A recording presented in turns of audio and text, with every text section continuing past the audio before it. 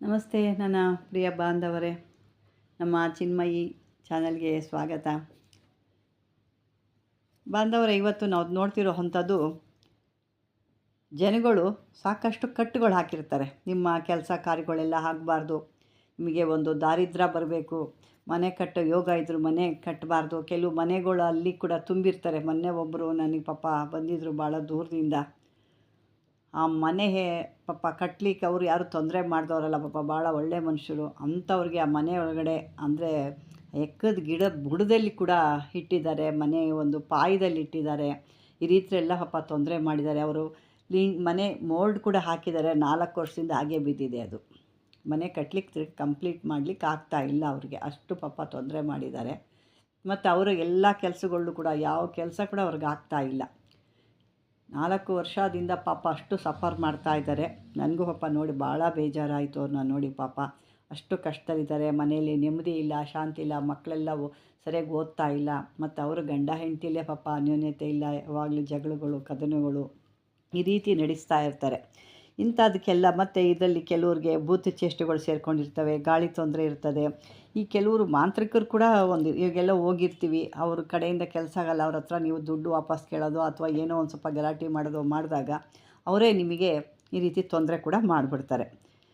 ಈ ರೀತಿ ಎಲ್ಲ ಆದಾಗ ಇದನ್ನು ಈ ಮಂತ್ರ ಏನು ನೀವು ನೋಡ್ತಾ ಇದ್ದೀರಾ, ಆ ಮಂತ್ರದಿಂದ ನೀವು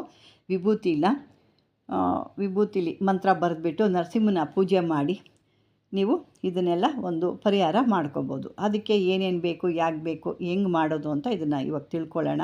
ಯಾಕೆಂದರೆ ಮನುಷ್ಯನಿಗೆ ಆ ಕಷ್ಟಗಳು ಪಟ್ಟವ್ರಿಗೇ ಆ ಜೀವನದಲ್ಲೇ ಅವರು ವಿರಕ್ತಿ ಬಂದುಬಿಟ್ಟಿರುತ್ತೆ. ಯಾಕೆ ಬದುಕಿದ್ದೀವಪ್ಪ, ಈ ಕಷ್ಟ ಪಡ್ಕೊಳ್ಳೋಕ್ಕಾಗಲ್ಲ ಅನ್ನೋದು ಉಪವಾಸ ಇದ್ದರೆ ಬೇಕಾದ್ರೆ ಒಂದೊತ್ತು ಊಟ ಇಲ್ಲ, ಬೆಳಗ್ಗೆ ಎಲ್ಲರೂ ತಿನ್ಕೊಳ್ಳೋಣ ಅನ್ನೋದು ಬರುತ್ತೆ. ಅಥವಾ ಹಣಕಾಸು ಇಲ್ಲಾಂದರೆ ಯಾರ ಹತ್ರ ಕೇಳಿ ಇಸ್ಕೋಬೋದು ಅನ್ನೋದು. ಅಂದರೆ ಜೀವನದಲ್ಲಿ ಬದುಕೋಕ್ಕೆ ಆಗಲ್ಲ ಅಂದಾಗ ಮನುಷ್ಯನಿಗೆ ಅಷ್ಟು ವೈರಾಗ್ಯ ಬಂದುಬಿಟ್ಟಿರುತ್ತೆ, ಅಷ್ಟು ತೊಂದರೆಗಳಾಗ್ತವೆ. ಅಂಥವರು ಇಲ್ಲಿ ಇದನ್ನು ಈಗ ನಾನು ಹೇಳ್ದಂಗೆ ಈ ಮಂತ್ರನ 10,000 ಸಾರಿ ಮೊದಲು ನೀವು ಜಪ ಮಾಡ್ಕೋಬೇಕು. ತದನಂತರ ಒಂದು ವಿಭೂತಿಲಿ ಒಂದು ತಟ್ಟೆ ಮೇಲೆ ವಿಭೂತಿ ಹಾಕಿ ಈ ಮಂತ್ರನ ಬರ್ಕೋಬೇಕು. ನೀವು ನಿಮ್ಮ ಮೇಲೆ ಕೊಟ್ಟಂಥ ಮಂತ್ರ ಬರ್ಕೋಬೇಕು.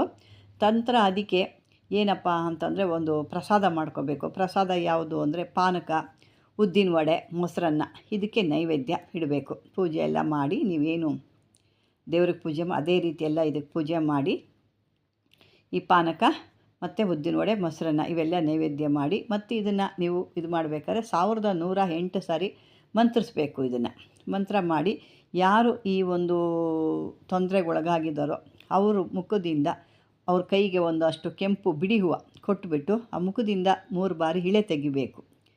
ಇಳೆ ತೆಗೆದುಬಿಟ್ಟು ಆ ನೈವೇದ್ಯ ಏನು ಇಕ್ಕಿರ್ತೀರಲ್ವ, ಮೊಸರನ್ನ, ಉದ್ದಿನ ವಡೆ ಇದೆಲ್ಲ ಅದ್ರ ಮೇಲೆ ಹಾಕಬೇಕು. ಇದನ್ನು ಎಲ್ಲ ಹಾಕಿಬಿಟ್ಟು ಮತ್ತು ಬೆನ್ನಿಂದೆ ಕೂಡ ಮೇಲಿಂದ ಕೆಳಗಡೆ ಕೂಡ ಅಲ್ಲಿ ಕೂಡ ಅವ್ರಿಗೆ ಒಂದು ನಿವಾಳಿಸ್ಬಿಟ್ಟು ಇದನ್ನು ಅವ್ರನ್ನ ಹೊರಗಡೆ ಕರ್ಕೊಂಡು ಹೋಗ್ಬೇಕು. ಇಲ್ಲಿ ಅಂದರೆ ಕೆರೆಗಳ ಅಂಗಳದ ಹತ್ರನೋ ಅಥವಾ ಕುಂಟೆಗಳೋ ಇಂಥವೆಲ್ಲ ಇರ್ತಾವಲ್ವ, ಕೆರೆ ಕುಂಟೆ ಅಂಥವೆಲ್ಲ, ಅಂಥ ಜಾಗಕ್ಕೆ ಕರ್ಕೊಂಡೋಗಿ ಅವ್ರಿಗೆ ನಿಲ್ಲಿಸ್ಬಿಟ್ಟು ಅದನ್ನೆಲ್ಲ ಅಲ್ಲಿ ಇಟ್ಬಿಟ್ಟು ಮನೆಗೆ ಬಂದುಬಿಡಬೇಕು. ಬಂದು ಕೈಕಾಲು ಮುಖ ತೊಳ್ಕೊಂಡು ಮನೆಯೊಳಗೆ ಬಂದು ಏನಾದರೂ ನಿಮ್ಮ ಕೈಯಲ್ಲಿ ಸಾಧ್ಯ ಆಯಿತು ಅಂದರೆ ಒಂದು ಮನೆಯಲ್ಲಿ ಈ ಮನ್ಯು ಸೂಕ್ತ ಹೋಮ ಅಂತ ಹೇಳ್ತಾರೆ.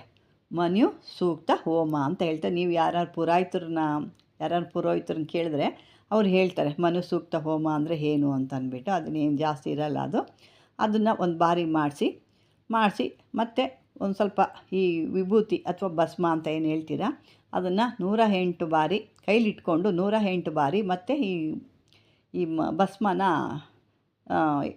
ಹೇಳ್ಕೊಬೇಕು, ಮಂತ್ರಿಸ್ಬೇಕು. ಇದನ್ನು ಮಂತ್ರಿಸ್ಬಿಟ್ಟು ಯಾರು ಅವರು ತೊಂದರೆ ಸಿಗಾಕ್ಕೊಂಡಿರ್ತಾರಲ್ಲ ಅವ್ರ ಮೈಗೆಲ್ಲ ಹಚ್ಚಬೇಕು. ಇದನ್ನ ಹಚ್ಚಿಬಿಟ್ಟು ಸ್ನಾನ ಆದರೂ ಮಾಡ್ಬೋದು ಅಥವಾ ಹಾಗೆ ಇರ್ಬೋದು, ಅದು ಅವರಿಷ್ಟ. ಅದನ್ನೆಲ್ಲ ಈ ರೀತಿ ಮಾಡಿದಾಗ ಅವರಲ್ಲಿ ಇದ್ದಂಥ ದೋಷಗಳು ಅಥವಾ ಒಂದು ಯಾವುದೇ ತೊಂದರೆ ಆಗಿರ್ಬೋದು, ಮಾಂತ್ರಿಕರಿಂದ ತೊಂದರೆ, ಈ ದಾರಿದ್ರ್ಯದಿಂದ ಇವೆಲ್ಲ ಕೂಡ ನಿವಾರಣೆ ಆಗುತ್ತೆ. ಮತ್ತು ಇದು ಇನ್ನೂ ಒಂದಪ್ಪ ಅಂದರೆ ಈ ಬುಧ ದಶೆ, ಶುಕ್ರ ದಶೆ, ಕುಜ ದಶೆ ಇವೆಲ್ಲ ತೊಂದರೆ ಆಗಿರುತ್ತೆ ಕೆಲವರಿಗೆ, ಅವರು ಕೂಡ ಇದು ಬೇಗ ತೊಂದರೆಗಳಿಂದ ನಿವಾರಣೆ ಕೂಡ ಆಗುತ್ತೆ. ಇದೊಂದು ಅದ್ಭುತವಾದಂಥ ಇದು. ಯಾಕೆಂದರೆ ಸಾಕಷ್ಟು ನನಗೆ ಹೇಳ್ತಾರೆ, ಕೇಳಿದಾಗೆಲ್ಲ ನಮಗೆ ಬೇಜಾರಾಗ್ಬಿಟ್ಟಿರುತ್ತೆ. ನಾವು ಒಂದು ಕಾಲದಲ್ಲಿ ಈ ರೀತಿ ಇದ್ವಿ, ಈ ರೀತಿ ಇದ್ದೀವಿ ಅಂತ ಪಾಪ ಅಷ್ಟು ಕಷ್ಟದಲ್ಲಿ ಹೇಳ್ತಾರೆ. ಇನ್ನು ಕೆಲವರು ಹೇಳೋರು ಇದ್ದಾರೆ, ಚೆನ್ನಾಗೇ ಇದ್ರೂ ನಮಗೆ ಯಾಕೆ ಕಷ್ಟ, ತಿನ್ನೋಕೆ ಊಟ ಇಲ್ಲ ಅನ್ನೋ ರೀತಿ ಕೂಡ ಹೇಳೋರಿದ್ದಾರೆ. ಅದೆಲ್ಲ ಇರೋರಿಗೂ ಇಲ್ದಿರೋರಿಗೂ ನಮಗೆ ಗೊತ್ತಾಗುತ್ತೆ. ಅವ್ರು ಏನೇ ಸುಳ್ಳು ಹೇಳಿದ್ರು ಅದು ನಮಗೆ ಗೊತ್ತಾಗುತ್ತೆ ರೀತಿರುತ್ತೆ. ಇದನ್ನು ನೀವು ಯಾರಾದರೂ ಈ ತೊಂದರೆಲಿ ಇರೋರು ಇದನ್ನು ಮಾಡ್ಕೋಬೋದು, ಅಥವಾ ಯಾರು ಒಳ್ಳೆಯವರಿದ್ದರೆ ಅವ್ರ ಕಡೆಯಿಂದ ಕೂಡ ನೀವು ಮಾಡಿಸ್ಕೋಬೋದು ಅಂತ ಈ ಒಂದು ವಿಡಿಯೋ ನಿಮಗೆ ಉಪಯೋಗಕ್ಕೆ ಬರಲಿ ಅನ್ನೋ ಉದ್ದೇಶಕ್ಕೆ ನಾನು ಇದನ್ನು ಅಪ್ಲೋಡ್ ಮಾಡ್ತಾಯಿದ್ದೀನಿ. ಈ ವಿಡಿಯೋ ಒಂದು ನಿಮಗೆ ಸದುಪಯೋಗ ಮಾಡಿಕೊಂಡು ನಿಮ್ಮ ಕಷ್ಟಗಳನ್ನು ಪರಿಹಾರ ಮಾಡಿ ಅಂತ ಹೇಳ್ತಾ, ವೀಕ್ಷಕರೇ ಈ ಒಂದು ವಿಡಿಯೋ ನಿಮ್ಗೆ ಇಷ್ಟವಾದರೆ ಲೈಕ್ ಮಾಡಿ, ಶೇರ್ ಮಾಡಿ. ಆದಷ್ಟು ಪಾಪ ಜನಗಳಿಗೆ ಗೊತ್ತಿರಲ್ಲ, ಅದನ್ನು ಆದಷ್ಟು ಶೇರ್ ಮಾಡಿದಾಗ ಎಷ್ಟೋ ಜನಕ್ಕೆ ಇದು ಹೋಗಿ ಸೇರುತ್ತೆ. ಗೊತ್ತಿಲ್ಲದಿರೋರು ಪಾಪ ಕಷ್ಟ ಪರಿಹಾರ ಮಾಡ್ಕೊಳ್ತಾರೆ.